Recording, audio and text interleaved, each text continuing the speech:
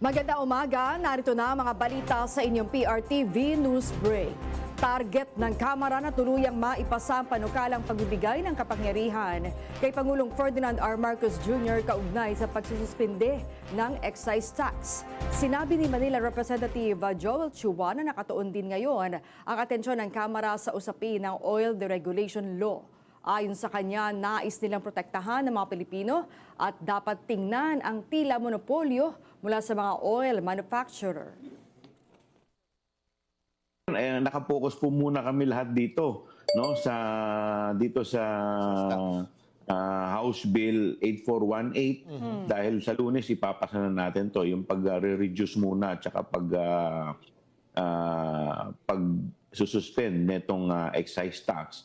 But siguro nakita natin sa mga ganitong crisis, imbis na makatulong po sila, parang ang nangyayari, nasasamantala pa tayo. So dapat panahon na mapag-usapan ito both sa Kongreso at saka sa Senado.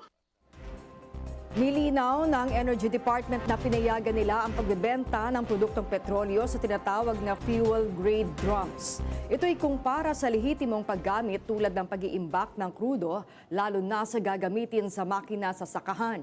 Kailangan pa rin sumunod ito sa mga umiiral na regulasyon at safety standards ang mga bibili at magbebenta nito. Layunin nitong matiyak ang ligtas na paggamit ng fuel products. Pinaghahandaan na ng Kamara ang matagalang epekto ng pagsirit ng presyo ng produktong petrolyo. Sa panayam sa ATM, anong take mo sa Radyo Patrol sa Istrenta? Binigyang pansin ni House Assistant Majority Leader Representative Mark Anthony Santos ang kasalukuyang sitwasyon sa gitnang silangan. Naniniwala ang mambabatas na magkakaroon ito ng tinatawag na domino effect sa presyo ng pagkain at serbisyo. Sa usapin naman ng mga ayuda, naniniwala si Santos na marami pang tulong na maibibigay ang pamahalaan para sa mga matinding tatamaan ng pagtaas ng presyo ng bilihin na tiyak na magiging epekto ng pagtaas ng presyo ng gasolina. Mukhang prolonged crisis ito.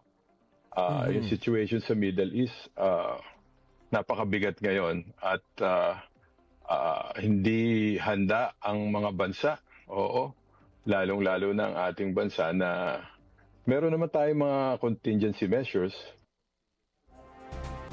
At yan ang mga balitang nakalap ng inyong PRTV News Break. Live kami sa free-to-air Beam Channel 31, Signal Channel 31 at sa YouTube. Tumutok din sa aming social media accounts sa Instagram, Facebook at TikTok sa @PRTV Prime Media. Ako po si Maan Macapagal. Magandang umaga.